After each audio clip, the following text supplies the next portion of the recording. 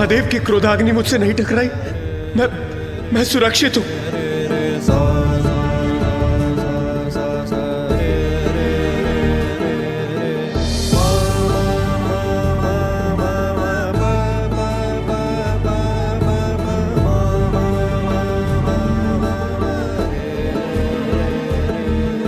देवराज रक्षित हो गए। उचित समय पर पिताश्री ने अपनी ऊर्जा से क्रोधाग्नि को पीछे धकेल दिया। देवाधिदेव महादेव की दया उनके क्रोध से कहीं बढ़कर है। महादेव की लीला महादेव ही समझ सकते हैं। धन्य है आप पिताश्री। आपने अपनी क्रोधाग्नि की दिशा मोड़कर उसकी मर्यादा भी रखी और इंद्रदेव के प्राणों की रक्षा भी कर ली। प्रभु, आपने मुझे क्षमा कर दी, मेरी रक्षा की आपने। मैं कृतार्थ हुआ प्रभु। आपको कोटि कोटि नमन करता हूं प्रभु। ओम नमः शिवाय, ओम नमः शिवाय, ओम नमः शिवाय।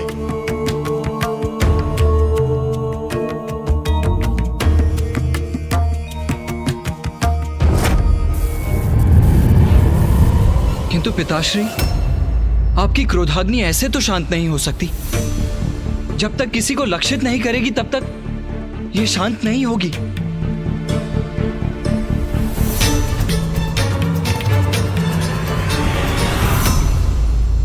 चिंता मत करो पुत्र कार्तिकेय। मेरी क्रोधाग्नि किसी का जीवन नष्ट नहीं करेगी, क्योंकि मैंने उसका मार्ग सागर की ओर मोड़ दिया है।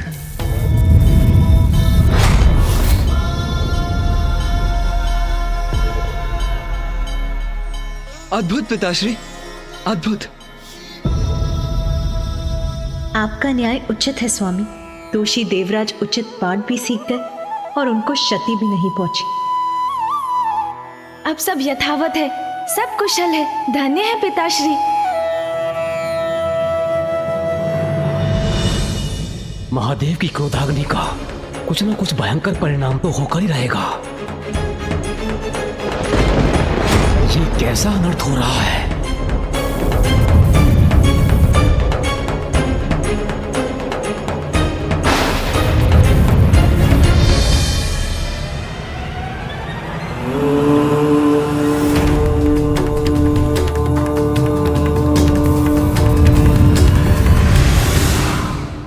मेरी क्रोधाग्नि अब सागर में विलीन हो गई है।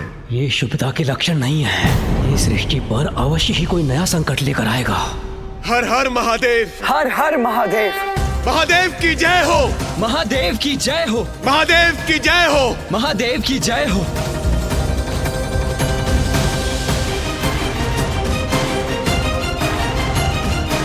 इंद्रदेव को क्षमा करना आपकी उदारता का उदाहरण है स्वामी।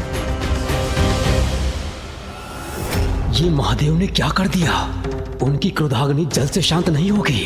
अभी तो मुझे शंका है कि जल और अग्नि दो विपरीत तत्व एक साथ आएंगे तो कोई ना कोई विचित्र अप्राकृतिक संकट जन्म लेगा। मुझे महादेव को अभी सचेत करना होगा। महादेव तो निश्चिंत होकर कैलाश लौट रहे हैं।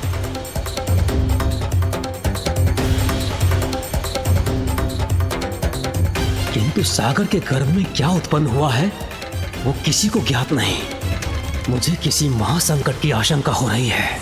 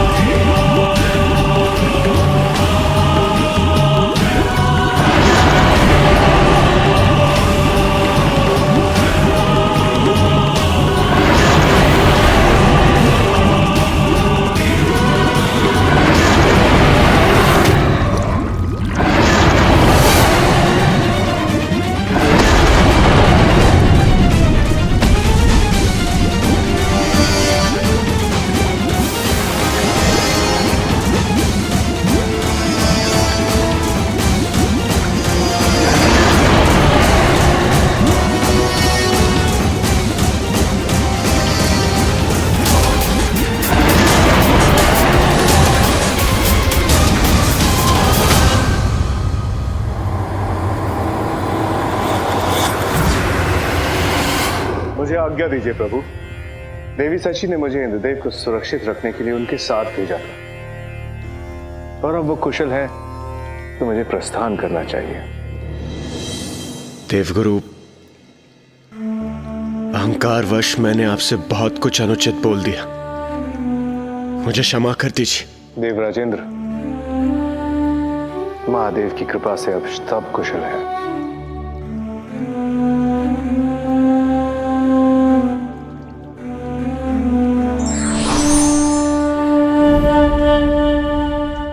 गणेश जी, मुझे ज्ञात नहीं मुझ पर किसकी कुछ से छाया पड़ गई थी, जो आपके बुलाए जाने पर मैंने अपने सारथी माथली को भेजने की धृष्टता की। मुझे क्षमा कर दीजिए प्रभु, क्षमा कर दीजिए मुझे। इंद्रदेव, मैंने तो आपको एक अत्यंत आवश्यक विषय पर चर्चा के लिए बुलाया था। यदि मैं प्रतीक्षा कर सकता था तो अवश्य करता। प्रभु, मैं लज्जित हूं, क्षमा प्रार्थी हूं प्रभु। किंतु आपने मुझे यहां बुलाया क्यों था? देवराज, ऋषि अंगिरस कैलाश आए थे, किंतु तब पिताश्री ध्यान में थे। ऋषि अंगिरस? वो अत्यंत क्रोधित थे।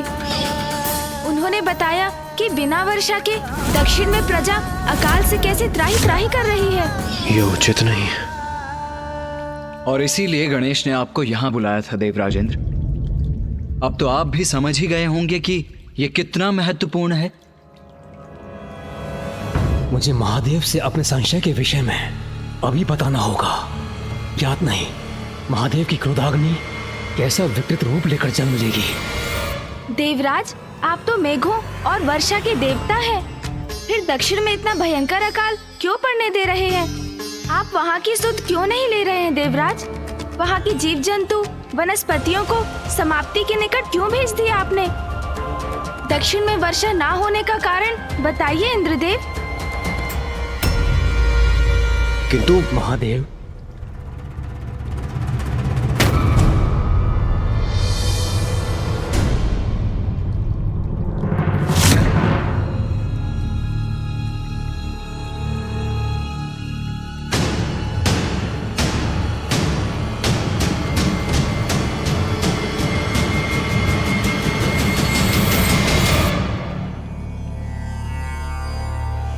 महादेव, ये बहुत बड़ी चिंता का विषय है, हमें अभी चर्चा करनी होगी। अवश्य ब्रह्मदेव। गणेश भी उसी चिंता का समाधान ढूंढने का प्रयत्न कर रहा है। गणेश भी समाधान ढूंढ रहे हैं, अर्थात उन्हें भी सागर में उपस्थित संकट का आभास है। हाँ फूफा जी, मैं इंद्रदेव से अभी अभी दक्षिण के अकाल की चिंता पर ही विचार कर रहा था। दक्षिण में अकाल? आप भी विराजिए फूफा जी। कदाचित ये उचित समय नहीं होगा उस प्रसंग के विषय में वार्ता करना। मुझे इसके लिए प्रतीक्षा करनी होगी।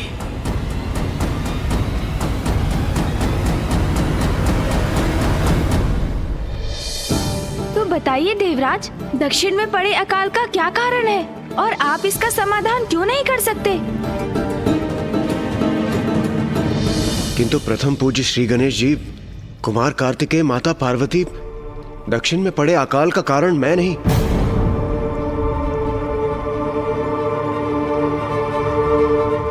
ऋषि अगस्त्य है।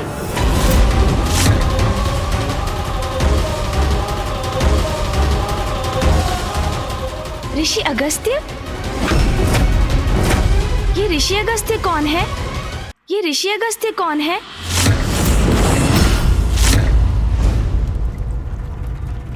और वो अकाल का कारण कैसे बन गए? तुम्हारे इन प्रश्नों का उत्तर मैं दूंगा गणेश।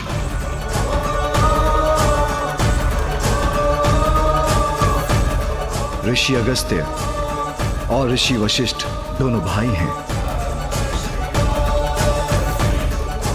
दोनों का जन्म वरुण देव के अंश से एक कुंभ के द्वारा हुआ, और अब ऋषि अगस्त्य ने दक्षिण की नदी कावेरी को अपने कमंडल में रख लिया। उन्होंने नदी को कमंडल में रख लिया? यदि ऐसा है तो मुझे जाने की अनुमति दीजिए पिताश्री, जिससे मैं उस नदी को उनके कमंडल से मुक्त करा सकूं। ऋषि अगस्त्य ऐसा नहीं होने देंगे गणेश, किंतु क्यों पिताश्री? क्योंकि वही नदी ऋषि अगस्त्य की पत्नी भी है। उनकी पत्नी? कौन है यह अद्भुत स्त्री पिताश्री?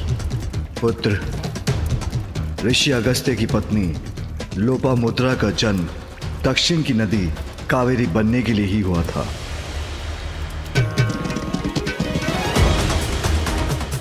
किंतु लोपामुद्रा की नदी होने के बाद ऋषि अगस्त्य ने उन्हें अपने कमंडल में स्थित कर लिया और स्वयं ध्यान मग्न हो गए,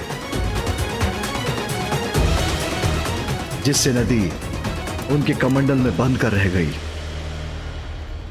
किंतु पिताश्री, ऐसी अवस्था में कोई ऋषि अगस्त्य को जाकर उन्हें कावेरी को उनके कमंडल से मुक्त कराने के लिए क्यों नहीं कह सकता? सभी उनसे इतने भयभीत क्यों हैं? यदि वो ना माने तो हम उन्हें नदी को मुक्त करने पर बाध्य क्यों नहीं कर सकते पिताश्री?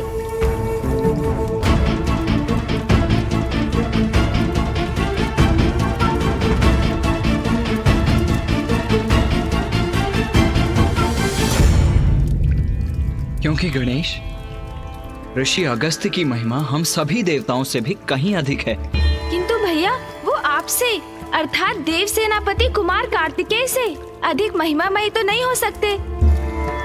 मुझसे कहीं अधिक महान है, गुरु है मेरे।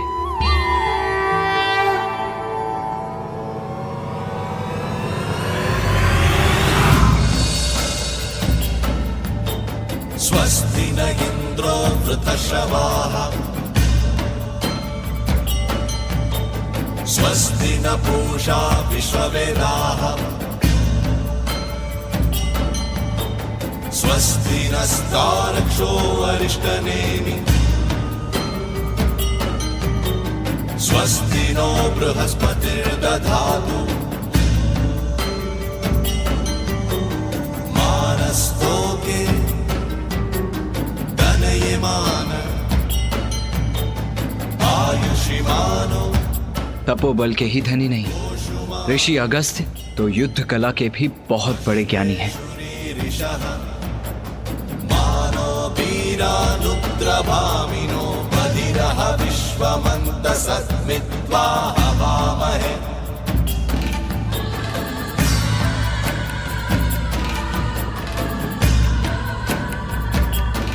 ऋषिवर, मैं आपके आश्रम आपसे शिक्षा प्राप्त करने हेतु आया हूँ। कृपया मुझे अपने शिष्य के रूप में स्वीकार कर मल्ल युद्ध अर्थात कलारी पयट्टू की कला सिखाने की कृपा कीजिए।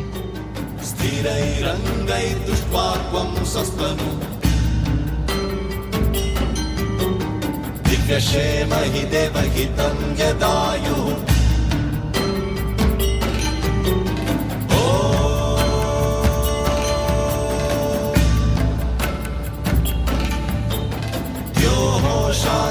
शांतिरन्तरिक्षं शांति पृथ्वी शांतिरापः शांति शांति शांति शांति। कुमार कार्तिकेय, तुम्हारा प्रशिक्षण कल भोर में प्रारंभ होगा।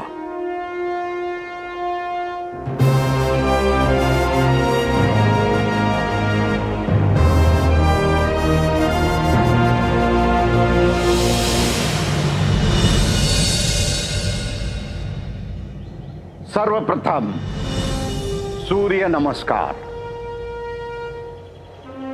जो आज्ञा गुरुवर।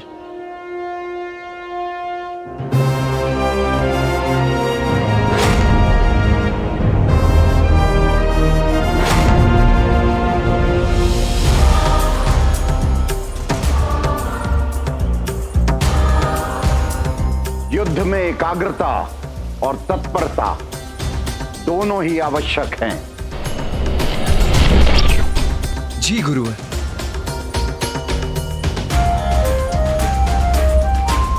विरोधी की प्रत्येक क्रिया की सूक्ष्मता का सूक्ष्मता से ही अवलोकन करना चाहिए,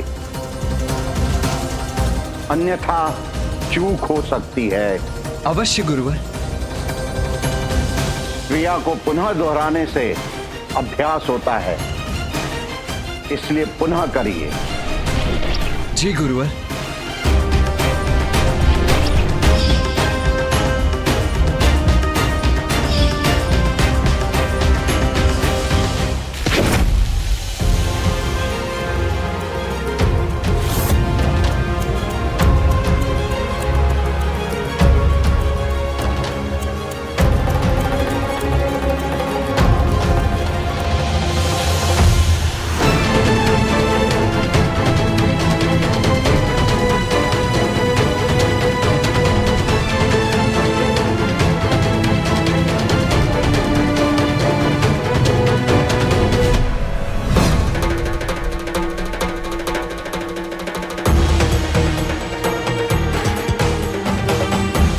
पुनः प्रयत्न करिए।